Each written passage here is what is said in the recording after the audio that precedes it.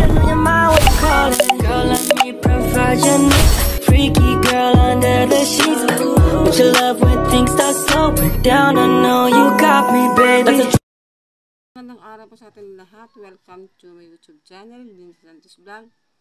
Tayo po ay kakain ng tanghalian. Ang pag-ulam po ay talong na may alamang, kamatis na may alamang, at saka isda. Pero bago ko ito nakain ngayon, nahulog muna sa simento, tapos pinulot ko isa-isa.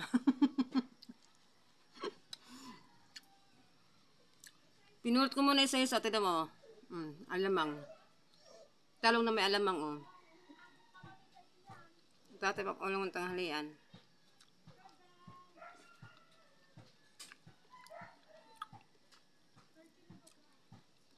Natapon.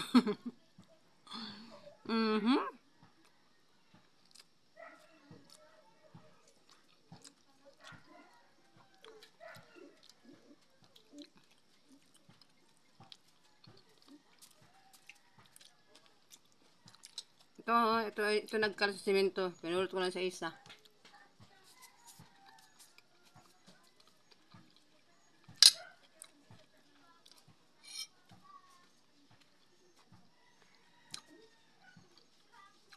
Kadamutan, wag ipagalaw. At sabi ko, bibidyohan ko muna. Yun, nagpatak muna. Nagpatak muna bago na bidyohan.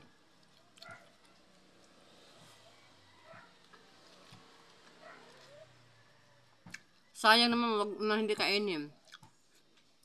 Ang mahal ng mga bilihin ngayon. Nagpatak eh. Sarap pa naman, kamatis na may alamang.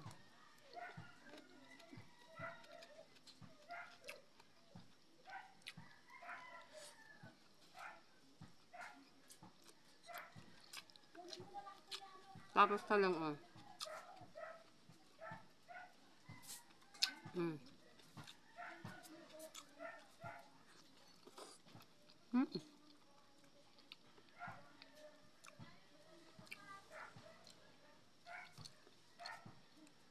Natapon eh.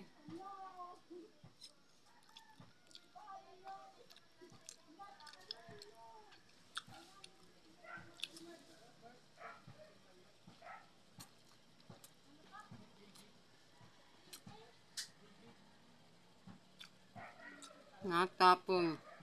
Kung kaya mo kanuhan yung pag-vlog kanina yung natapon yun, lagi eh. So, million views.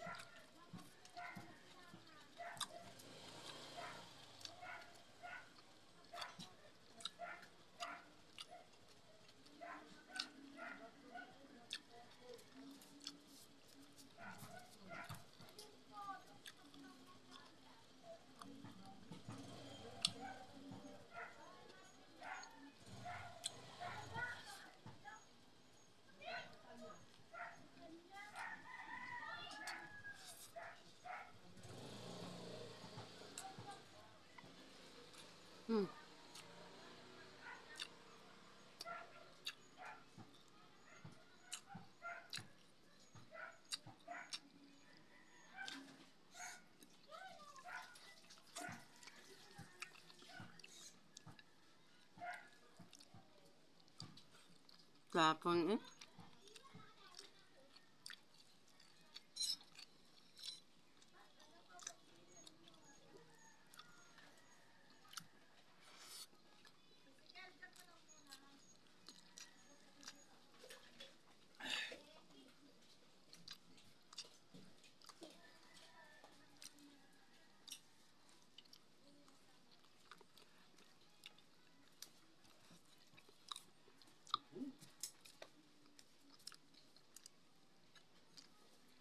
Alamang gini.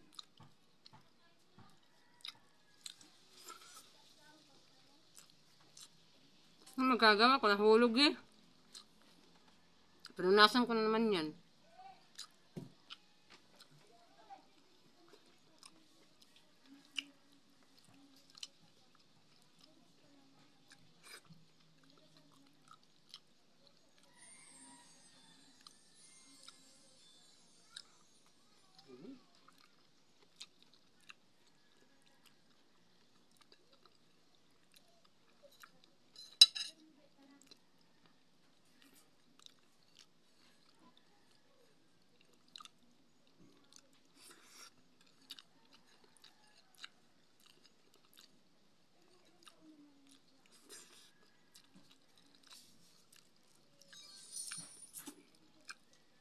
Kung mo rin, ano? Eh, hindi, ano? Upuan, tangi hindi. Ang upuan. Nagpatak na naman yan.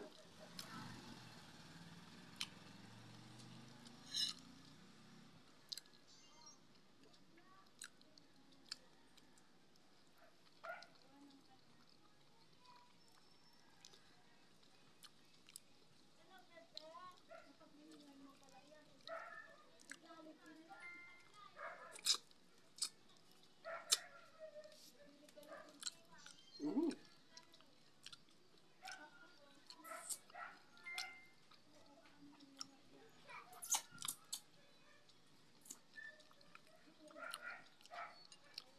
Ang pangit ang isda ngayon sa palengke. May 30 kilo. Galunggong. May 30, may 50. Katatapon. May 70. Tangina, bili ko yung ano. 280 ang kilo. Nakamura ka nga, nakadami ka nga. Di mo man makain pag naluto nan. Durug-durug. Mhm. Sayang lang yung ano mo. Binili ko lang yung malang kilong sariwa. Tig 280 ang kilo. Bumili lang ko ng ano, kalahating kilo. Mahal eh.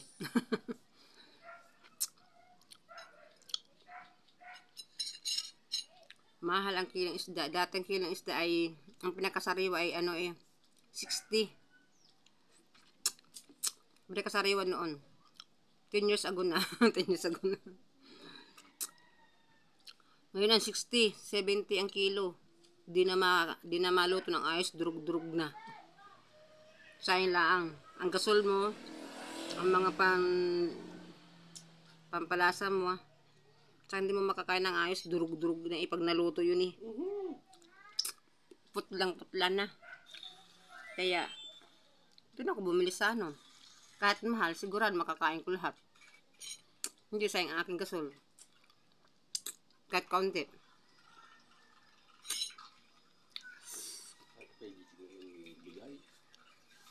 Pero hindi ko talaga maano ang aking pagkain, nagpatak. Hindi ko lang naipakita sa inyo, pinulot ko pa sa simento. Ang kamatis, ang alamang, ang talong. Nagpatak yung simento, nahulog. Naisog ko bagang upuan. Ang aking kanin nakapatong sa upuan.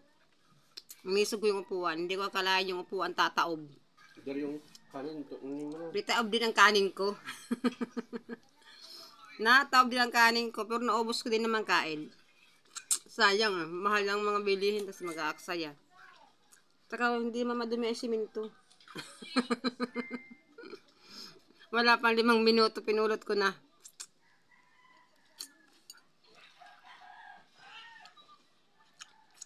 Sayang eh. Tay. Makaayos na nga din sa tabi eh. May nag-ano eh. Oh, wala na, abos na oh. Kahit nahulog ang simento at pinulot isa-isa, masarap pa rin. Ay nako buhay, bakit ka nagpatak yung aking kinakain? Pagpatak eh. Sarap pa naman. Wala magagawa, nagpatak. Makainom na lang ng tubig, magaling pa. Ininin ko muna aking kanin. Para maluto. Nakain-in na. Tayin naman tubig. Hindi ko talaga pala napapatak yung aking kakainin.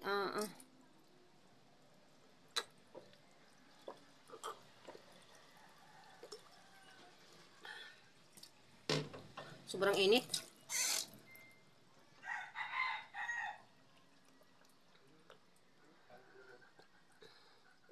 May nagmura.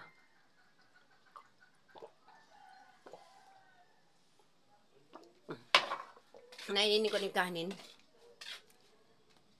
Tayo muna manghimagas. Ang himagas na lang tinapay.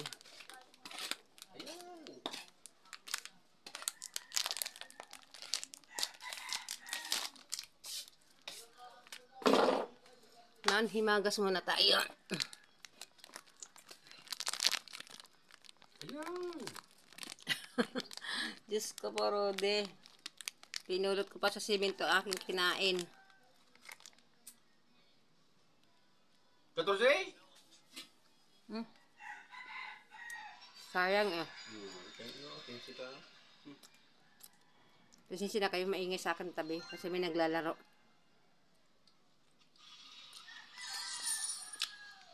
Kain tayo ng tinapay.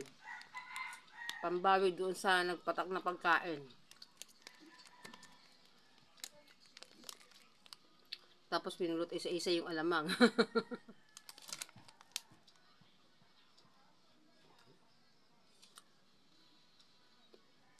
Nakalimutan ko ang videohan eh. Dapat pala binidyohan ko yun.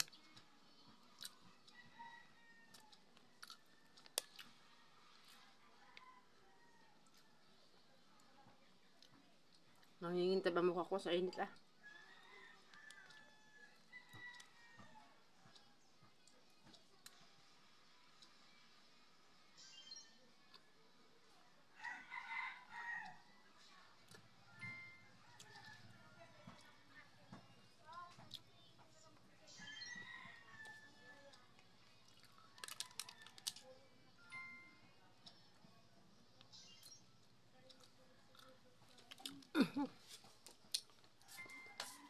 Ayan ang mga lilabang ko sa kahapon. Against the light.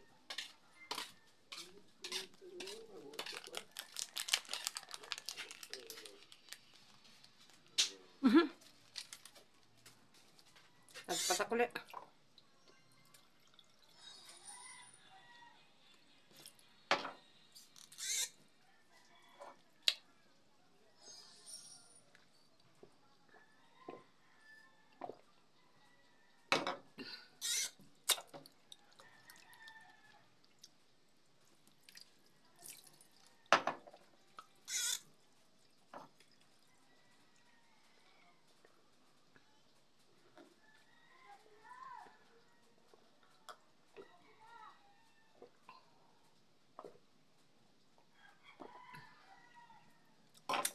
Bye! Thank you for watching.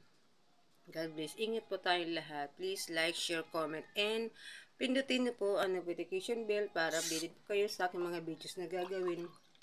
Sana wag po kayo magsawa sa mga video ko. Bye!